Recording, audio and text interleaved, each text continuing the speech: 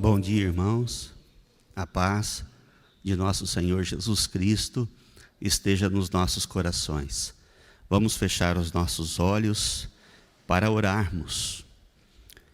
Senhor Jesus, estamos reunidos na Tua casa, porque aqui viemos buscar a Tua ajuda, as Tuas coisas, e lhe clamamos. Nos conceda, Senhor, a paz, nos dê do Teu amor e ajuda-nos, Senhor, para prosseguirmos com esta vida, na esperança e na fé que lhe pertence.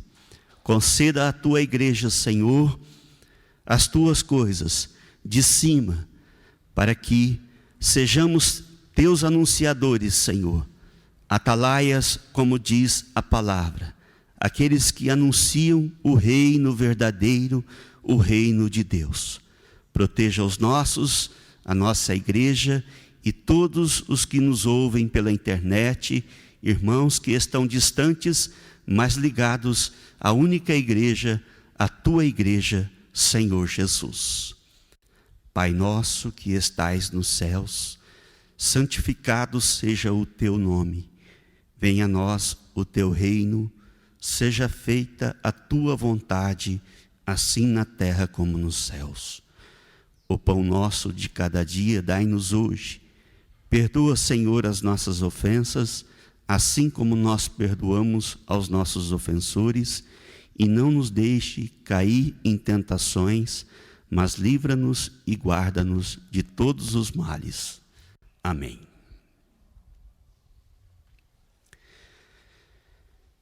A instrução da igreja é para que todos conheçamos a palavra de Deus, o conjunto de todos os livros, para que este Espírito verdadeiro seja alcançado por nós e tenhamos um entendimento capaz de nos tirar da ignorância a qual estamos mergulhados há muito tempo, e com certeza ignorância que nos faz sofrer e se arrastar neste mundo. Porque quando estamos libertos em Cristo, uma nova vida nós vivemos. A liberdade concedida por Jesus nos faz mais fortes, mais confiantes e entendemos a vida. No conjunto do ensinamento, a palavra diz: existem coisas que são do alto e coisas que são de baixo. Elas não são iguais. As coisas de Deus são de cima. É de uma natureza muito diferente da nossa natureza, porque nós pertencemos a uma natureza de baixo, deste mundo físico, o qual precisamos enxergar, tocar para crer, para realizar. E desde pequenos somos condicionados a nos esforçarmos para tudo. Ninguém consegue nada sem se esforçar, sem realizar, sem agir. Não que as coisas estejam erradas, tudo está dentro do propósito de Deus, é assim mesmo, mas para conquistar alguma coisa neste mundo, eu trabalho bastante. Para construir uma casa, o meu esforço faz com que este sonho, este desejo seja realizado. Para eu me tornar um profissional, um universitário, um acadêmico, grande esforço terá que ser desempenhado para eu conquistar estas coisas. Quando o Senhor vem nos trazer à luz o entendimento das coisas de Deus, nós precisamos entender que uma outra natureza vai fazer parte de nossa vida. Não podemos confundir estas duas coisas. Agora, trata-se de uma outra natureza, a natureza espiritual, a natureza de cima. e vem o ensinamento. Dentro dos nossos limites, nós vamos concebendo as coisas, mas olhando para a Escritura, o Senhor traz a instrução. Bem-aventurado o humilde, bem-aventurado os misericordiosos. Vamos nos apóstolos, no caso de Pedro, ele diz: acrescentai a vossa fé, acrescentai. Nós entendemos de que maneira? Sendo de baixo, eu entendo que eu preciso continuar fazendo os esforços. Como fui condicionado, todas as conquistas dependem de mim. Eu faço. Agora vem a instrução espiritual que eu quero conceber. Eu tenho desejo de ter estas coisas, de ser rico em termos espirituais, mas condicionado a fazer tudo, eu quero fazer.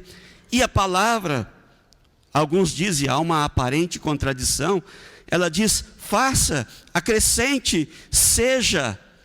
Mas se não houver entendimento espiritual e apegados à letra, nós também vamos achar que há contradição, porque as cartas de Paulo indicam que quem realiza todas as coisas é Deus. A Escritura, como um todo, traz esta instrução, que todas as realizações e comunhão espiritual parte de cima, vem de Deus.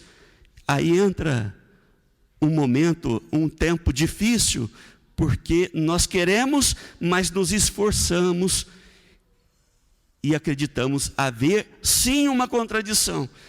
Pede para eu ter, para eu ser, para eu acrescentar, mas no entanto diz: é Deus quem faz.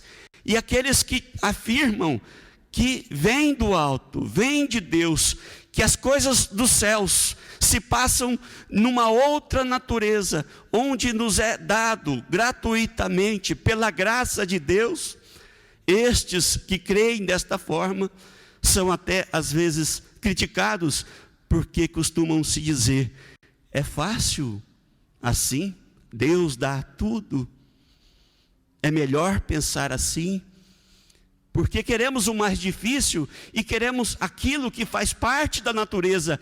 Eu vou fazer. Irmãos, mas não é bem assim. A instrução diz: tenha, acrescente, mas é Deus que dá. É bem claro isso. E como eu vou possuir todas estas coisas sem que eu faça esforços?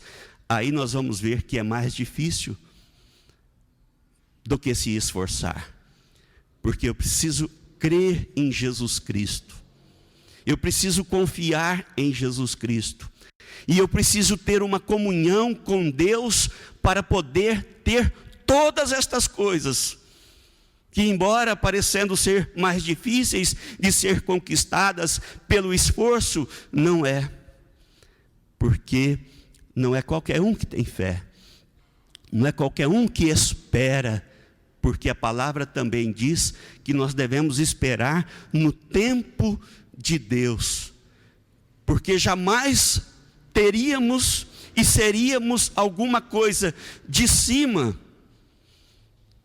sendo e tendo a natureza que temos. Somos de baixo. Se eu tentar ser humilde, eu não vou conseguir, porque a minha natureza pode até se esforçar muito, mas a humildade que fala a palavra de Deus e o amor expresso aqui não é daqui. O meu esforço não atinge esse amor. Ele é de outra natureza, está longe de mim. A minha natureza pode criar uma aparente humildade, um aparente amor, por mais que faça, por mais que doe, por mais que me dedique ao mundo, às pessoas, aos enfermos, aos pobres, este amor ainda é meu. Ele não atinge o amor verdadeiro. E para atingir este amor verdadeiro, eu preciso de crer e ter comunhão com nosso Senhor Jesus. E isso não se faz uma vez por semana. Isso não se faz com 3, 4 minutos de oração quando sentamos na cama. De maneira nenhuma. É pedindo ao Senhor, é conversando com Ele, e principalmente, deixando Ele conduzir a nossa vida, e sendo submissos à autoridade de Deus, e aos propósitos que Ele estabeleceu na nossa vida. É orando todos os dias. O Senhor diz: eu realizo, eu faço, eu chamo, eu aparto aqueles que eu quero.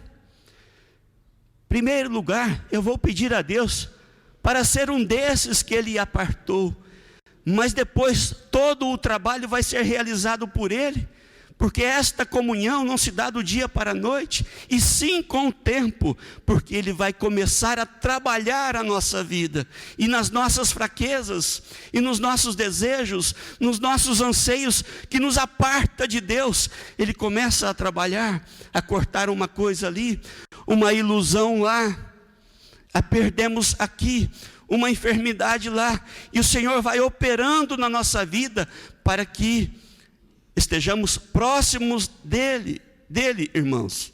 E quando percebemos que o Senhor está nos chamando, nós precisamos ser gratos.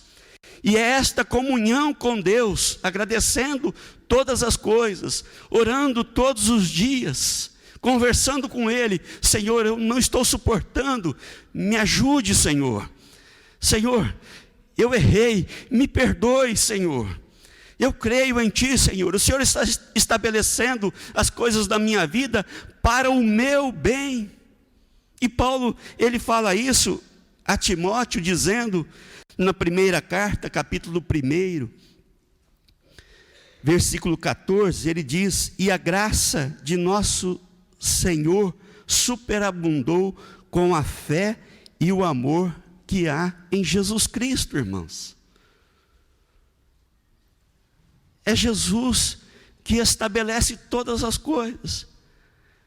O que precisamos fazer? De comunhão com Jesus. Quem quer mudar a sua vida, não faça e não empenhe nenhum esforço, mas nós precisamos de comunhão com Jesus. Converse, chore, se for para lamentar, lamente com Ele, que o Espírito de Deus vai nos conceder o entendimento de todas as coisas. Nós, de baixo, costumamos falar dos nossos males, dos nossos anseios, àqueles que estão à nossa volta. E Jesus, o Senhor, aquele que é de cima, quer que estabeleçamos uma relação com Ele. E isso chama novidade, isso chama vida nova. E nós desconhecíamos até então, até entregarmos a nossa vida incondicionalmente a Jesus Cristo. Amém. Que o Senhor nos abençoe nesta manhã, nos alegre com a sua divina presença e permita que seja possível em nós que as suas obras de misericórdia elas se realizem. Pois nos dias de hoje não há mesmo nenhuma providência a tomar, a não ser crer que Jesus Cristo é o Senhor, nosso Salvador, e que Ele haverá de ser propício a nós, nos ajudando com as dificuldades. Esta semana eu estive vendo alguns documentários nas redes televisivas. Como os tempos estão muito agitados, com guerras e transtornos e problemas financeiros por toda parte, as redes televisivas têm apresentado algumas documentações falando sobre a possibilidade do mundo estar indo para o seu fim.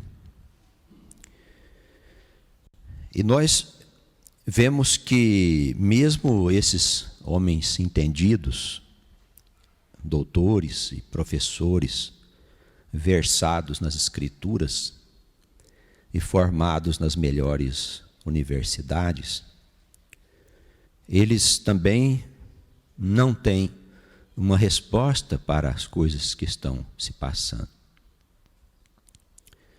Como eles são, eu creio que o melhor que deve haver no mundo em termos de doutores, eles com certeza deveriam achar uma resposta, pelo menos razoável, para tantos males que estão vindo sobre a terra. Mas eles não têm esta resposta. Eles falam de um fim do mundo muito esquisito, porque parece que Deus vai castigar o mundo com eventos que o homem não consegue compreender, por causa da sua impiedade, da falta de amor e todas essas coisas que nós estamos vendo. Mas esse conhecimento que hoje nós vemos esses doutores religiosos se referir aí nas redes televisivas, nos documentários, ele não é suficiente para sustentar um tempo de profundas mudanças. E nós precisamos, na igreja, pedir ao Senhor que não nos deixe sem o entendimento. Não somos doutores, não somos estudados em nada, mas cremos em Jesus e no Espírito Santo. E como ele fez nos tempos antigos, falando aos mais simples, eu creio que ele falará a nós sobre estas coisas e nos ajudará a entender o que vai se passar daqui para frente. Eu percebi nesses documentários que vi que existem duas grandes correntes dentro do meio cristão, nas igrejas cristãs. Uma delas são de estudiosos racionalistas que procuram entender uma certa lógica dentro das Escrituras, e as Escrituras com certeza têm mesmo uma lógica. E do outro lado está uma grande corrente chamada fundamentalista. Os cristãos fundamentalistas, eles não se orientam por doutrina nenhuma e ensinam aquilo que eles acham que eles sabem das coisas de Deus, usando as passagens bíblicas de maneira bastante equivocada.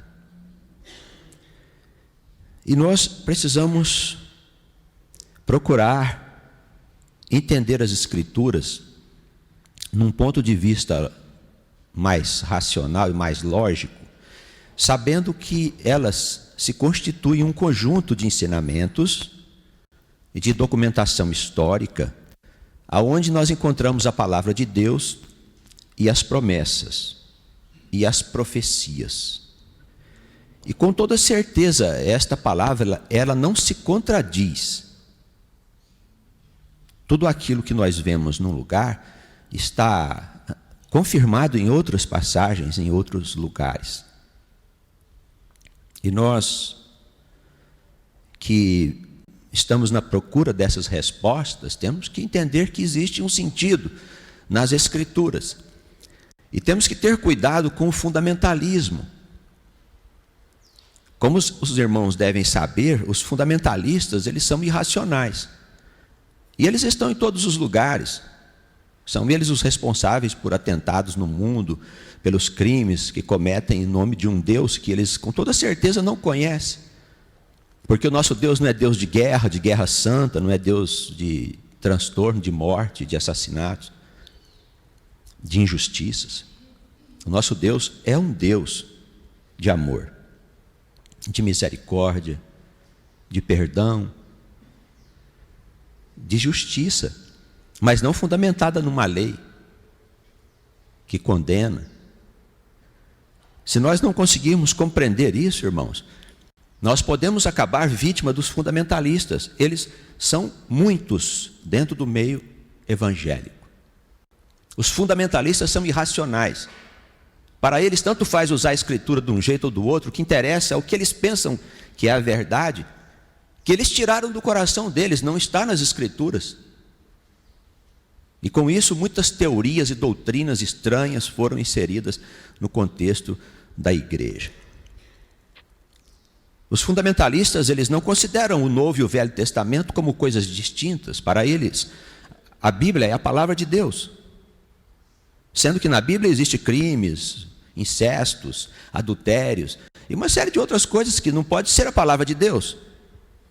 Mas para eles não interessa, uma frase, um versículo, uma citação qualquer é suficiente para eles ameaçarem as pessoas, para eles incutirem nas pessoas doutrinas falsas e mentirosas.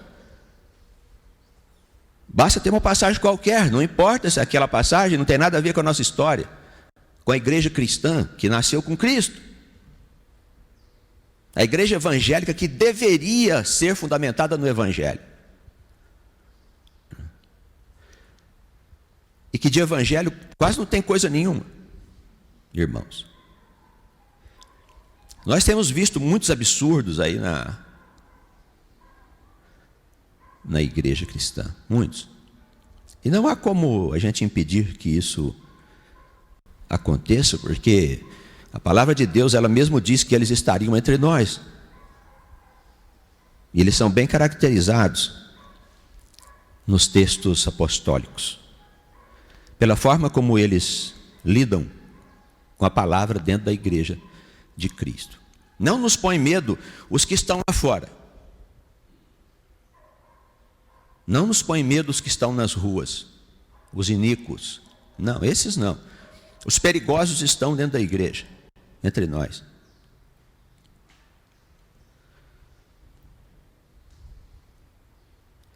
Eu queria pedir aos irmãos, às irmãs que nos ouvem, que nos ajudasse a combater o fundamentalismo dentro da igreja cristã, porque ele é o pai do fanatismo.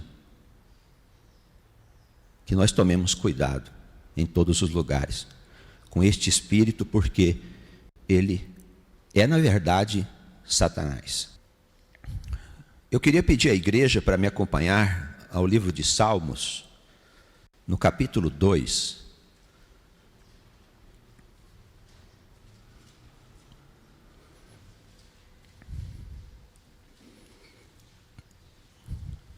Já que nos referimos ao fim dos tempos, vamos ler um salmo aqui que tem muito a ver com esse tempo que nós estamos vivendo. Eu penso que todos aqui devem ver televisão, não é mesmo? E nós temos visto nos noticiários e nos documentos que são apresentados aí nas redes televisivas e nos programas, de uma maneira geral, a gente vê um tipo de vida que não tem muito a ver com Jesus e nem com o cristianismo, nem com nada.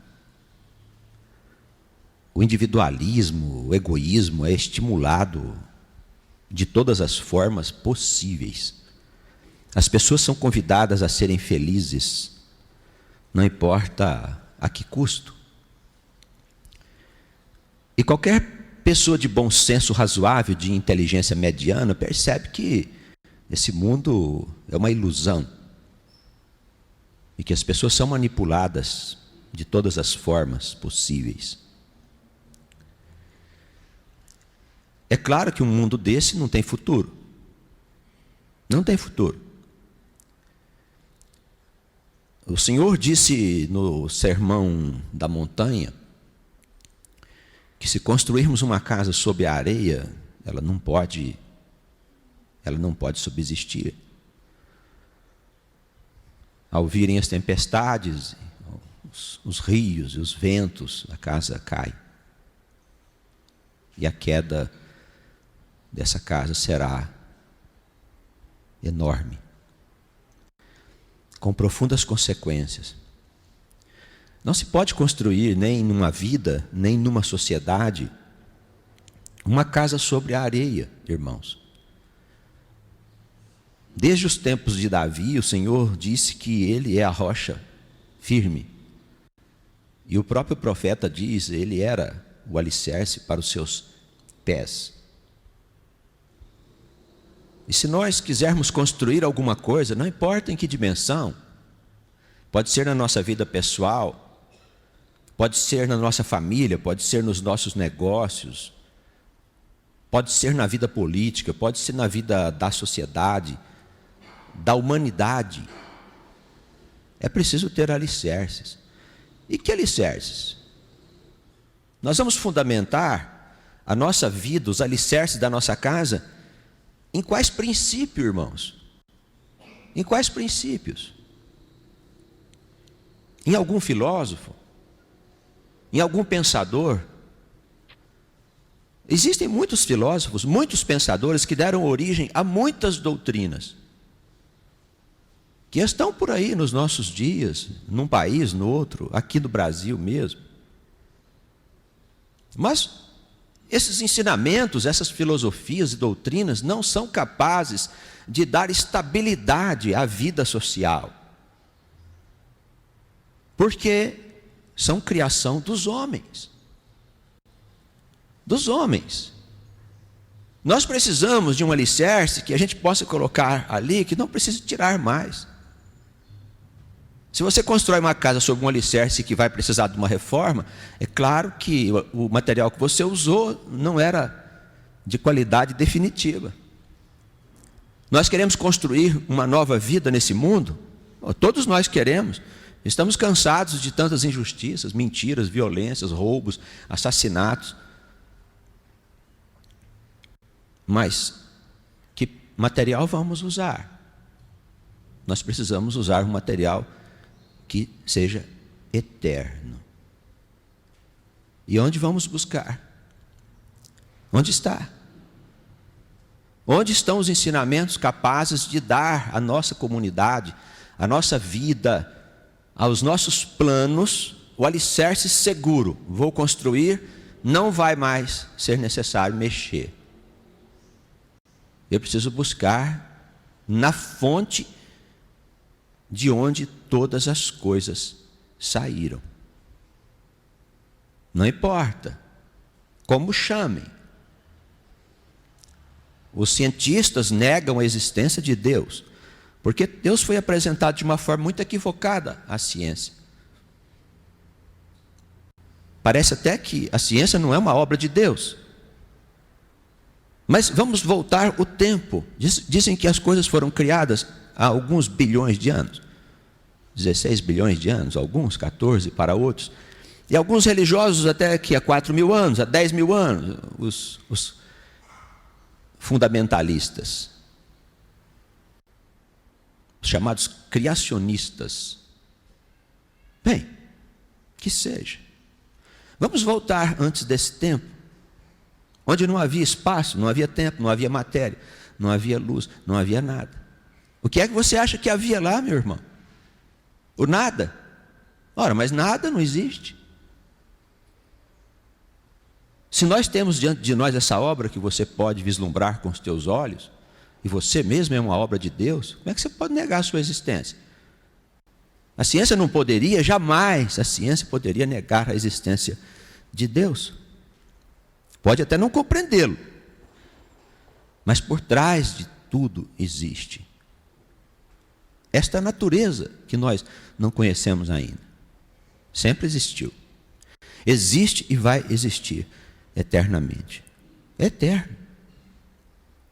Aí está a fonte de todas as coisas. Então, se eu preciso de um material para estabelecer uns alicerces para a minha casa, eu preciso buscar nesta fonte. Mas aonde eu encontro ele? Bem, ele falou com seu povo. A conversa está aqui. Não é de hoje, não. Desde os tempos antigos, ele vem se insinuando ao povo e querendo fazer com que o povo compreenda que se a casa não for construída sobre as coisas eternas, a casa não fica de pé, irmãos. A fonte é Deus. E não pense que Deus é a irracionalidade ou absurdo, não. Não, absolutamente. Talvez você não compreenda, não saiba como conciliar os ensinamentos antigos com os ensinamentos modernos, do Velho e do Novo Testamento, a história antiga com a história mais próxima da nossa época apostólica. Melhor que você admita que você não sabe conciliar, do que você achar que isso aqui é um absurdo.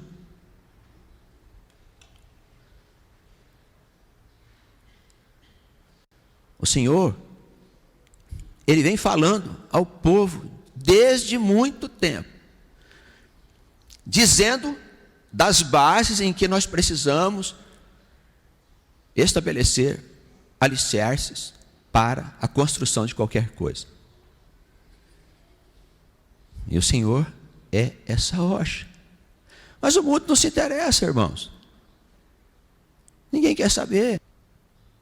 As pessoas se deixam enganar por vários espíritos que se propagam no meio de comunicação, na TV, na internet, na moda. Os artistas hoje são instrumentos desse espírito. Os intelectuais, os autores de telenovela, de filmes, eles espalham tudo aquilo que há de nocivo. Na verdade, espalham o germe da destruição do alicerce já carcomido desta sociedade. Tá bem, nem todos vão compreender isso, até que a casa desmonte na cabeça deles. Mas nós, que somos homens e mulheres que estamos a serviço de Cristo, precisamos entender que as coisas estão piorando em função dos alicerces que estão sendo destruídos a cada dia, pelo mal que se espalha. Ninguém quer saber do Senhor. As pessoas estão interessadas em Deus, se Deus puder dar a elas prosperidade, riqueza, resolver os seus problemas. Você quer continuar vivendo como você sempre viveu.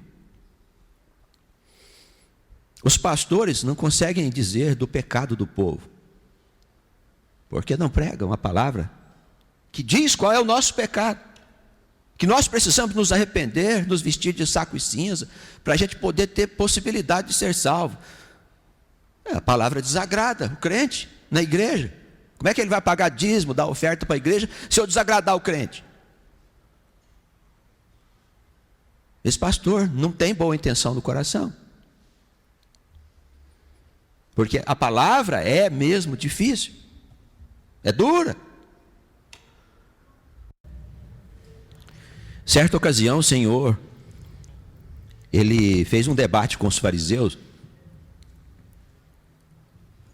que disse que Ele expulsava demônios, porque Ele andava com o chefe dos demônios. E o Senhor disse a eles que eles estavam cometendo um pecado contra o Espírito Santo, não seriam perdoados. Disse a eles que eles eram como túmulos, que por fora são bonitos e por dentro são podres. Disse a eles que eles eram uma raça de víboras, que falavam de uma doutrina que eles não seguiam, de um Deus que eles não seguiam. E os discípulos ficaram todos assustados, a maioria saiu, foi embora, as pessoas dispersaram por causa daquele debate com aqueles homens. E o Senhor, vendo que os discípulos saíam, disse aos 12, vocês também não vão? Eles disseram, dura esse discurso, Senhor. E Pedro disse, mas para onde vamos? Se só tu tens a vida eterna.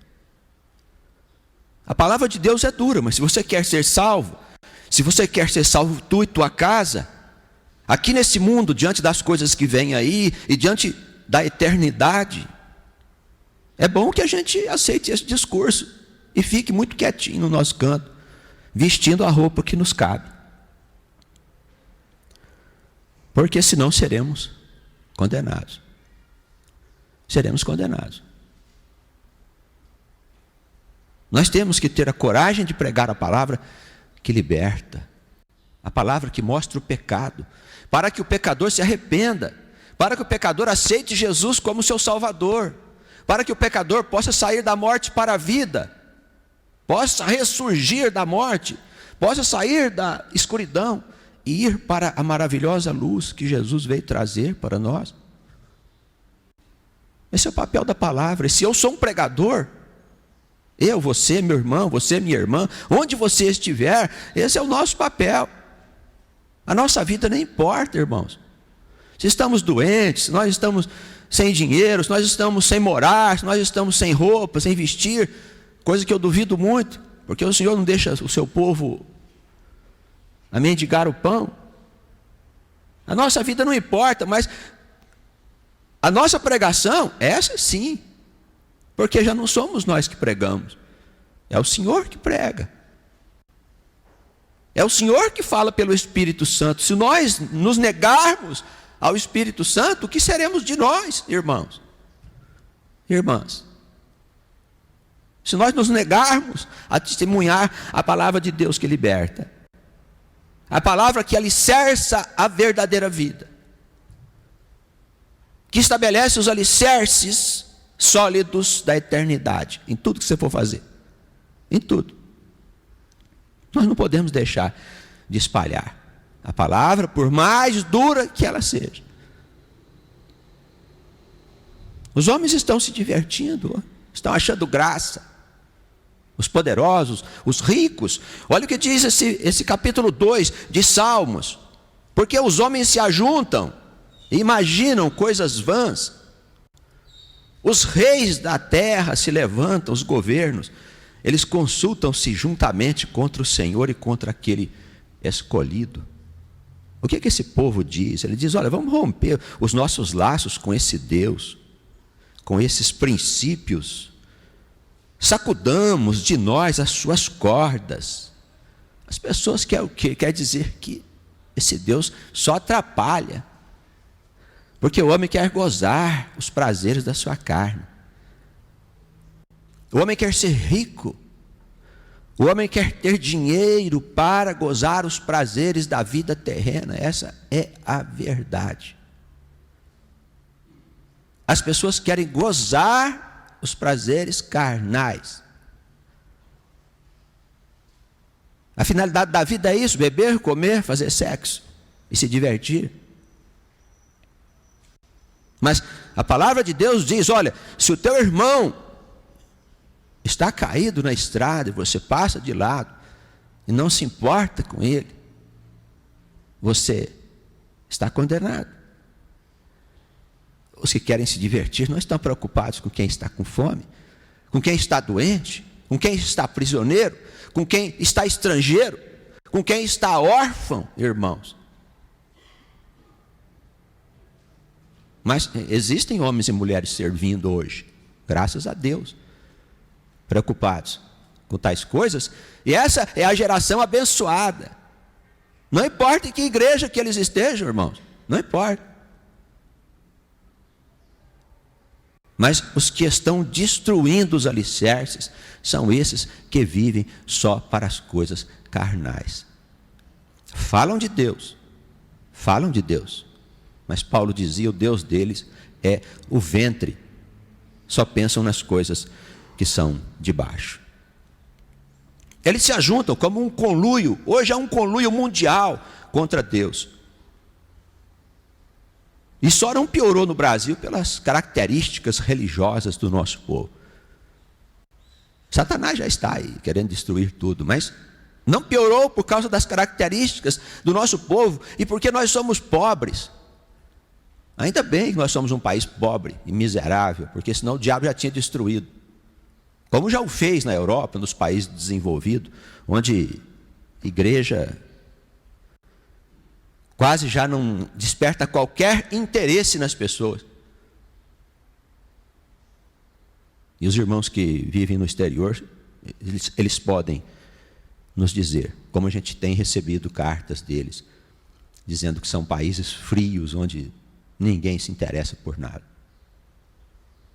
Eles estão se ajuntando contra o Senhor, dizendo, olha, vamos romper as nossas cordas. Mas aquele que habita nos céus, ele ri deste mundo. O Senhor zombará deles. Ah, vocês são mesmo bom. Então nós vamos ver como é que vai ficar. Nós vamos ver. Então o Senhor lhes falará na sua ira e no seu furor os turbará. Eu, porém, ungi o meu rei sobre o meu santo monte de Sião. Proclamei o decreto, o Senhor me disse, tu és o meu filho, hoje te gerei. Dizendo de Jesus, hein, irmãos? Ele está dizendo aqui de Jesus, olha, sobre o monte Sião, que é onde habita o povo de Deus, teologicamente, eu escolhi alguém muito especial. Tu és meu filho, hoje te gerei, pede-me e te darei os gentios por herança e os fins da terra por tua possessão. Tu os esmigalharás como uma vara de ferro, e despedaçarás este povo como a um vaso de oleiro. Olha o que Jesus vai fazer com esse mundo, irmãos. Olha as coisas que devem acontecer em breve no mundo. Eles juntaram os seus recursos, inteligências e exércitos contra o Senhor. Não são nada.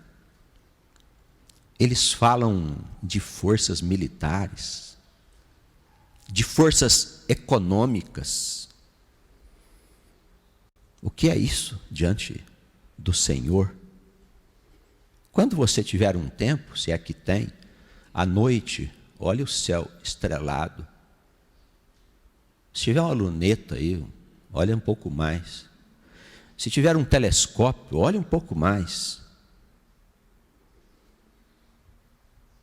Vê o que está nos céus. Vê se existe algum poder humano que chega perto de um raio de luz do Senhor, que criou e sustenta todas as coisas. Vocês vão se revoltar contra o filho dele? É isso. Não se deixe enganar. Eles vão fazer esta revolta, mas você não se deixe enganar, meu irmão, minha irmã. Não importa em que lugar você esteja, não se deixe enganar. A batalha deles já está perdida. Reis, sede prudente, diz o versículo 10. Deixai-vos instruir, juízes da terra. Estes homens precisavam conhecer um pouco mais a vontade de Deus aqui nas Escrituras, mas precisam deixar de pensar que todos são fundamentalistas, que quem lida com as Escrituras são pessoas ignorantes. Nós temos muitos ignorantes que lidam com as Escrituras mesmo. Mas nós podemos achar aqui a perfeita ciência. A perfeita ciência. Sábios do mundo, juízes, reis, presidentes, deixai-vos instruir. Servi ao Senhor com temor e alegrai-vos com tremor. Beijai o filho para que ele não fique irado, e pereçais no caminho, quando em breve se acender a ira divina. Bem-aventurados são todos aqueles que nele confiam. Amém? Irmãos, não há outro caminho não, viu? E nós não queremos falar aqui de denominações, sabe? Essa coisa de igreja, isso aí é coisa nossa. Imagina, você faz uma igreja na esquina ali, abre um trabalho, em nome de Deus, e vai lá e fala da Bíblia, e todos podem fazer. Isso é coisa nossa, é coisa humana. Na Jerusalém Nova não vai haver templo mais. Porque o Senhor disse, olha, eu habitarei no teu coração como meu filho. Nós falamos de uma igreja que está além das igrejas, de uma verdade que está além da verdade pessoal nossa, mas da verdade de Deus. de uma justiça que não é a nossa justiça. Imagina se nós temos condições de julgar alguém. Por mais instruídos que sejamos, não temos condições de julgar ninguém. Falamos aqui da justiça de Deus, que se fundamenta no amor. O amor é a maior virtude. E a falta de amor, o maior pecado. E é isso que está acontecendo no mundo.